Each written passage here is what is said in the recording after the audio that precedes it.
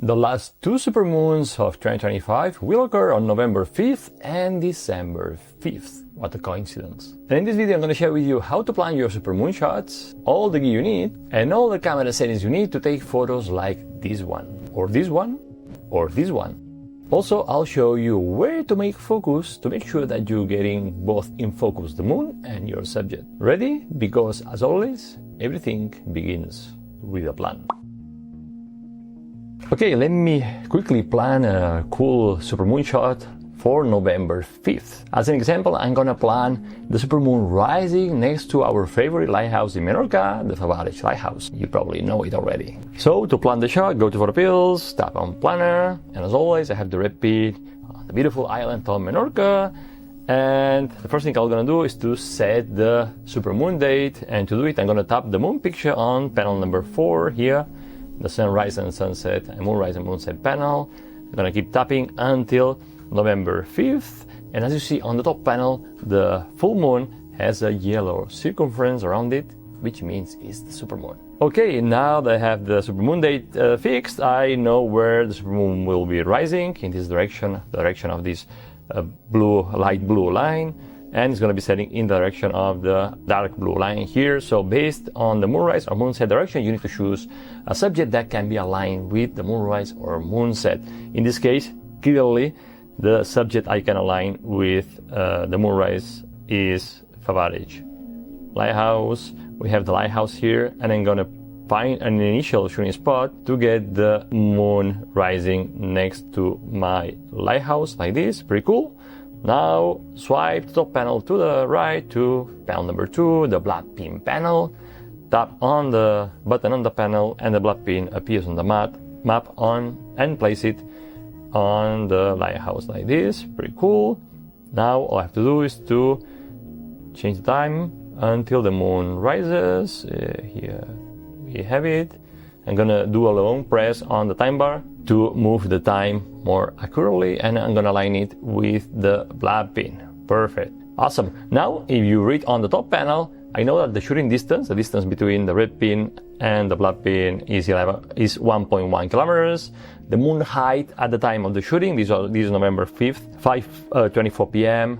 is the moon height. The center of the moon is 12.9 meters from black pin, which means that is above the terrain, 12.9 meters above the terrain. And the moon size, the supermoon size, the apparent size of the moon in brackets, you have it, is 11.1 meters. Pretty cool.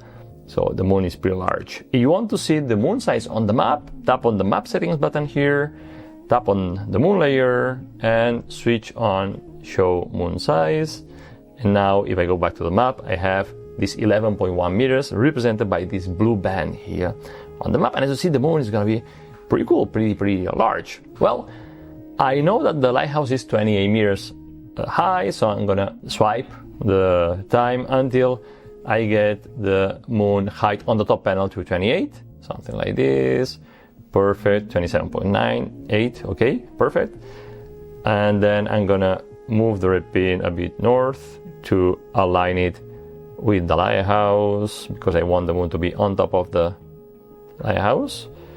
So I'm gonna do it more north like this. Perfect. And now I have it aligned more or less. I'm gonna go a bit more north. Well, I have it aligned. And on the top panel, the moon height is 29 meters. So I'm gonna change the time again until it's 28. Okay, I think I have it. Perfect. I have my plan. Ooh.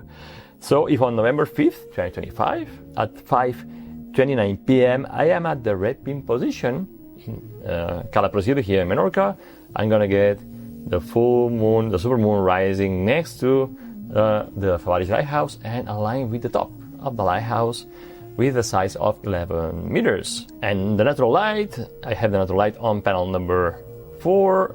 On number 3, the sun elevation is 0.79, which is when the sun is setting.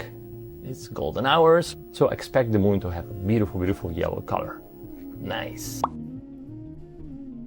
Okay, now we can keep planning. We can plan the focal length we're going to use and plan the depth of field. Decide where you want to focus to get both the moon and the lighthouse in focus. So let's do it. And to do it, I'm going to tap on the map settings button, and I'm going to switch on the map tools, the depth of field map tool, the DOF. Go to the map. Under the top panel you can choose. Now on the top panel you have a menu where you can choose your camera. I'm going to leave the Nikon Z6. I'm going to choose my focal length, for example, 500 millimeters. Perfect. I'm going to be choosing my aperture, let's say f8 example. I'm going to be focusing on the blood pin, so I'm going to be focusing on my lighthouse to have the lighthouse perfectly tack sharp. Perfect. And I'm going to be shooting in portrait, and I'm going to be shooting in the direction aligned with blood pin, aligned with my subject. Perfect. Now you see we have the field of view here aligned with the blood pin, and this allows us to see what will be in the frame and outside the frame. I can shoot in landscape, for example, and you get more landscape, which is pretty cool. Well, I think 500 mil is a good focal length to use in this case, shooting in portrait to get a narrow view of the lighthouse, for example. And what about the depth of field? If I'm focusing on the lighthouse, will the moon be acceptably sharp in focus? Well, the answer is given by the hyperfocal distance. You know that if you're focusing at something that's behind the hyperfocal distance, infinity will be acceptably sharp. And in this case, with these camera settings, with 500 mm f 8.0 f8 and the full frame camera, the hyperfocal distance, I have it here represented on the map with the 3, is 1 km 0.4, which means that it falls before the focus distance, which is the lighthouse. So, because the lighthouse where I'm focusing is behind the hyperfocal distance, behind 1 kilometer, infinity will be also acceptably sharp, so the moon will be acceptably sharp. Pretty. Okay, this is how you can quickly plan your supermoon shots. Now let's see the gear you need. Oh, by the way, if you wish to learn how to plan these moonshots, your moonshots, watch this video. To photograph the supermoon, you'll need your tripod and head, your camera of course, a telephoto lens, 300, 400, 500 or more, because if you wish to center the viewer's attention on your subject and the moon, the longer the focal length, the better. And finally, I always recommend you to use an external intervalometer so you can press the shutter release without touching the camera. Because when you're touching the camera, you're introducing vibrations into the system, and vibrations produce blurry images, so don't touch the camera. We want to prevent vibrations to produce blurry images. So use an external shutter release or intervalometer.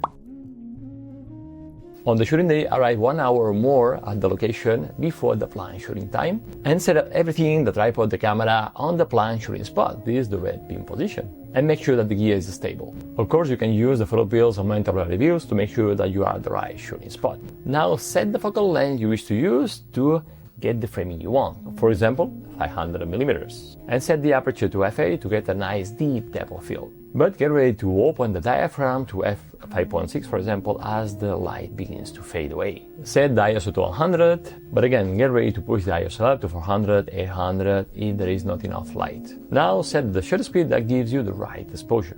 For example, start with a shutter speed of 1/60 seconds, take a test shot and check the histogram, and adjust the exposure time until you get the exposure right. But never go over 1 second to avoid the motion blur produced due to the rotation of Earth. Now make focus on your subject and take a test shot and make sure that your subject is in focus, that everything is sharp. Finally, double check that the exposure is right. And if something was wrong, make the necessary adjustments quickly. Oh, and one more thing, I recommend you to bracket the exposure, because as the supermoon rises, the sun is setting, light changes, and it's better to be on the safe side and bracket your exposure time so you make sure that you get at least one shot correctly exposed. Usually a one-stop bracketing of 3 photos will work. Now, if you wish to learn more on how to plan and photograph the supermoon, I invite you to download and study well our super detailed moon photography guide, and I'll leave a link to the guide in the description of this video and in the first column below. Download it. And as always, if you like this video, give me a like, subscribe, and I'll see you next Wednesday in another video. And remember, life has the power to imagine, plan and shoot legendary photos by PhotoPills.